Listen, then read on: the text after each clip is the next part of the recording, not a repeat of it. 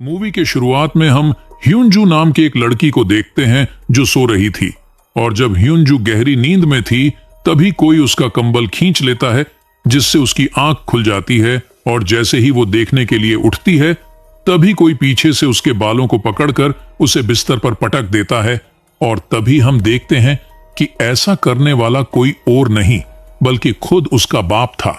तब ह्यूनजू कहती है कि आप ये क्या कर रहे हो, लेकिन उसका पिता उसे कोई जवाब नहीं देता और अपनी बेटी के जिस्म को गंदी नजरों से देखने लगता है और उससे कहता है कि मेरी बेटी कितनी बड़ी हो गई है। अब ह्यूनजू अपने पिता के मुंह से ऐसी बातें सुनकर काफी डर जाती है और रोने लगती है।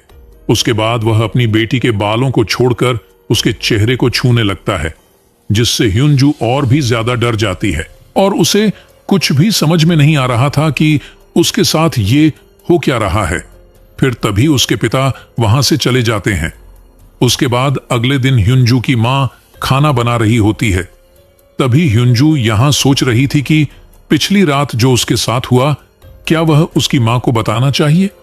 इसी दौरान उसकी बहन सोनवू भी अपने कमरे से नीचे आ जाती है और साथ ही उसका भाई भी ब्रेकफास्ट करने के लिए आकर बैठ जाता है। तभी उसके पिता भी ब्रेकफास्ट के लिए यहां पर आ जाते हैं और ऐसा बिहेव करते हैं कि जैसे पिछली रात उन्होंने कुछ किया ही ना हो, जिसे देखकर ह्यूनजू सोचती है कि कल रात तो ये मुझे बुरी नजरों से देख रहे थे और आज ये इतने अनजान क्यों बन रहे हैं। इसीलिए ह्यूनजू उठकर वहां से चली जाती है। तभी यहां पर उसकी मां आकर खाना टेबल पर जोर से पटकती है। यहां किसी को भी समझ में नहीं आ रहा था कि यहां क्या हो रहा है। फिर यहां उनकी मां अजीब तरह से खाना खाने लगती है, जैसे कि वह कई दिनों से भूखा हो। तब उनकी ऐसी हरकतें देखकर उनके बच्चे डरने लगते हैं और उसका बेटा भी खाने को उगल देता है और कहता है कि खाने में बहुत नमक है। पर तभी उनकी मां उसी खाने को उठाकर पागलों की तरह खाने लगती है। फिर वो अपना खाया हुआ खाना अपने बेटे को भी खाने के लिए कहती है, लेकिन वो नहीं खाना चाहता था, इसीलिए वो अपने पिता की तरफ देखने लगता है। तब उसके पिता कहते हैं कि तुम नहीं खाना चाहते हैं तो मत खाओ, जिसे सुनकर उनकी मां उनके पिता को गुस्से से देखने लगती है और प्लेट्स को नीचे फेंक देती है, जिससे बच्चे बहुत ज्यादा डर जाते हैं। और उनकी मां उनसे कहती है कि जो भी मैं बनाती हूं उसे चुपचाप खा लिया करो। ये कहकर वो काफी जोर से चिल्लाने लगती है, जिसे देखकर उसका बेटा डरकर रोने लगता है। लेकिन अब सवाल यह है कि उनके साथ ये सब हो क्या रहा है। दरअसल वह लोग जब से नए घर में शिफ्ट हुए हैं उनके साथ ऐसे ही अजीब सी चीजें हो रही हैं और उनके पिता हर रात अपनी बेटी के कमरे में जाकर अजीबोगरीब हरकतें करता है। फिर उसके बाद जब सोनवू नहा रही थी तभी उसके पास कोई आकर खड़ा हो जाता है। जब वो शीशे को साफ करती है तो वो डर जाती है। उसकी बहन उसे डरा देती है। उसके बाद वो दोनों अपने कमरे में आती है।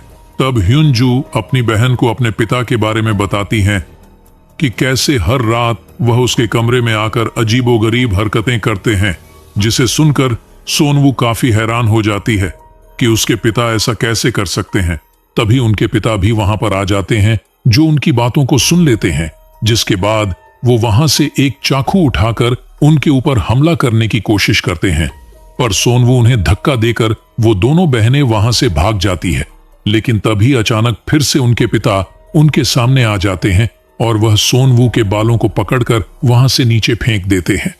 तब वह सीढ़ियों में गिरकर वहीं बेहोश हो जाती है।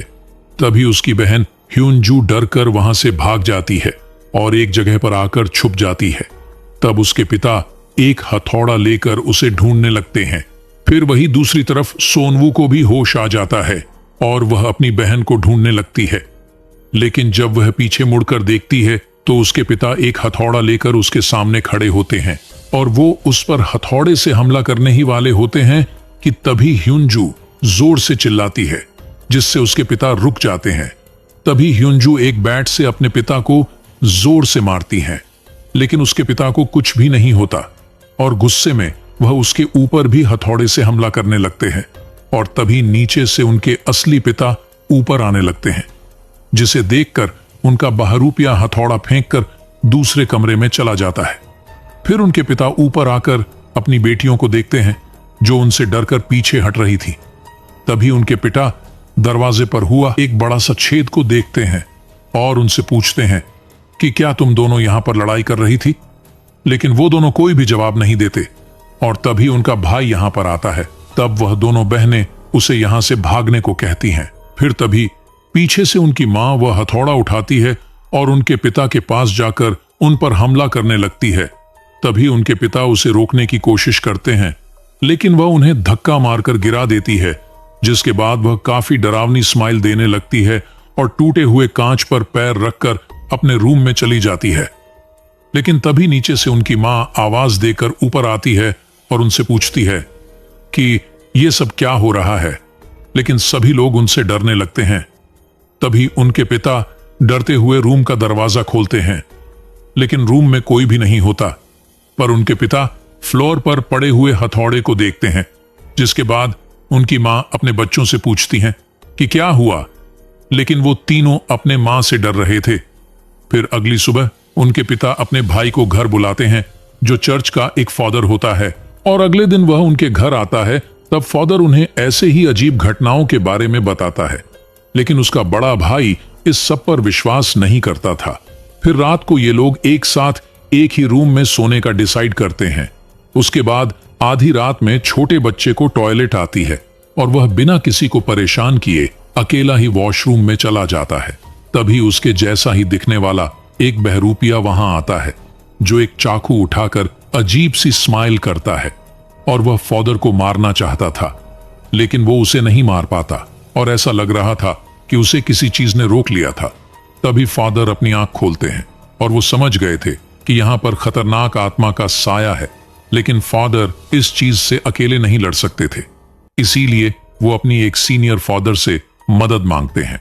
फिर सभी सीनियर बैठकर बात करते हैं कि आखिर इस फैमिली को उस आत्मा से कैसे बचाया जाए, और वह सभी मिलकर एग्जॉर्सिज्म करने का फैसला करते हैं। फिर अगले दिन फादर्स की टीम उनके घर जाने के लिए निकलते हैं और उनका भाई उन्हें पिकअप करता है। लेकिन रास्ते में कौआ उनके गाड़ी में अटैक करते हैं और साथ ही उनके गाड़ी का ब्रेक फेल हो जाता है, जिससे गाड़ी का बैलेंस बिगड़ जाता है और गाड़ी एक खाई में जाकर गिर जाती है। फिर दूसरी तरफ उनके पिता सोनवू को बेड से बांध देते हैं। तभी बच्चों की मां उन्हें समझाने की कोशिश करती है, लेकिन वो कहते हैं कि ये सब ठीक करने का बस यही एक तरीका है। फिर आधी रात को फादर खून से लथपथ होकर उनके घर आते हैं और बताते हैं कि सभी फादर्स मारे जा चुके हैं, इसीलिए अब जो भी करना है वह हमें ही करना होगा। लेकिन फादर को इसमें डर लग रहा था, क्योंकि आखिरी बार जब उन्होंने एग्जॉर्सिज्म करने की कोशिश की थी तो उस आत्मा ने फादर के पूरे फैमिली को मार दिया था, और उन्हें डर लग रहा था कि फिर से ऐसा ना हो जाए, और अगर ऐसा हो गया तो वह खुद को माफ नहीं कर पाएंगे और पूरी जिंदगी पछतावे में रहेंगे। लेकिन उसका भाई अपने घुटनों में बैठकर उससे रिक्वेस्ट करता है कि हमें किसी भी तरह इस शैतान से बचाओ, वरना वह हम सभी को मार देगा। जिसे सुनने के बाद फादर कैंडल्स जलाते हैं और सोनवू के ऊपर होली वाटर को छिड़कते हैं। तब सोनवू चिल्लाने लगती है और उसे कुछ भी समझ में नहीं आ रहा था कि उसके साथ क्या हो रहा है। उसके बाद फादर सोनवू के सीने पर एक क्रॉस रख देता है और उसे एक छड़ी से मारने लगता है। तब सोनवू दर्द से चिल्लाने लगती है और उनसे पूछती है कि वह उसके साथ ऐसा क्यों कर रहे हैं। तभी फादर अपने भाई से कहता है कि क्या तुम अभी भी ये सब जारी रखना चाहते हो, जिस पर वह अपनी बेटी का पैर कस के पकड़ता है ताकि वो हिल ना पाए। फिर फादर उसको छुरी से जोर जोर से मारने लगता है। तब सोनवू काफी चिल्लाती है और रोने लगती है, जिसे देखकर उसके पिता भी रोने लगते हैं और फादर अलग अलग छड़ी निकालकर उसे मारते ही जा रहे थे। तब सोनवू दर्द के कारण बेहोश हो जाती है और वहीं दूसरी तरफ जहां एक्सीडेंट हुआ था वहां पुलिस पहुंच जाती है और हम देखते हैं कि उन फादरों के साथ उसका भाई भी बेहोश पड़ा हुआ था। इसका मतलब घर में जो आदमी है वो उसका भाई नहीं बल्कि खुद ही शैतान है, जो कि लगातार सोनवू को पीट रहा था। अब सोनवू की मां से यह सब बर्दाश्त नहीं होता, इसीलिए वो फादर को उसे मारने से रोकने लगती है और अपने पति से कहती है कि ऐसा करने से अच्छा तो हम एक साथ ही मर जाएं। लेकिन वो अपनी पत्नी को धक्का मार देता है और अपने भाई से एक्सोर्सिज्म जारी रखने के लिए कहता है। तभी उसकी पत्नी उससे कहती है कि तुम डरपोक हो, जो गलत का साथ दे रहे हो, जिससे पति को गुस्सा आ जाता है और अपनी पत्नी का गला दबाने लगता है। तभी पत्नी एक कांच का गिलास पति के सर पे दे मारती है। तब वो भी अपनी पत्नी को दीवार पर पटक देता है, जिससे वो बेहोश हो जाती है। तभी वो अपने भाई की तरफ देखता है, जो अजीब तरह से हंस रहा था। इसीलिए वह शैतान पर भी हमला करता है, लेकिन वह उसे मारकर नीचे गिरा देता है। और जैसे ही वह शैतान उसको मारने वाला होता है कि तभी असली फादर यहां पर पहुंच जाते हैं और कुछ मंत्र पढ़ने लगते हैं, जिससे वह आत्मा यहां से चली जाती है। उसके बाद सोनवू स्टोरेज रूम की तरफ जाने लगती है, जो काफी बुरी तरह से जख्मी थी, और अपने पिता की तरफ देखते हुए पूछती है कि तुमने मुझे इतनी बुरी तरह मारने क्यों दिया। तभी फादर सोनवू के सामने एक मिरर रखते हैं, जिससे सोनवू के शरीर से वह शैतान निकल जाता है। तब फादर उस शैतान को अपने शरीर के अंदर ले लेता है और अपने भाई से उसे मारने के लिए बोलता है, जिस पर उसका भाई टूटा हुआ क्रॉस उसके सीने में घुसा देता है, जिससे वह फादर और वह शैतान एक साथ दोनों मारे जाते हैं। और इसी के साथ ये मूवी यहीं पर खत्म हो जाती है।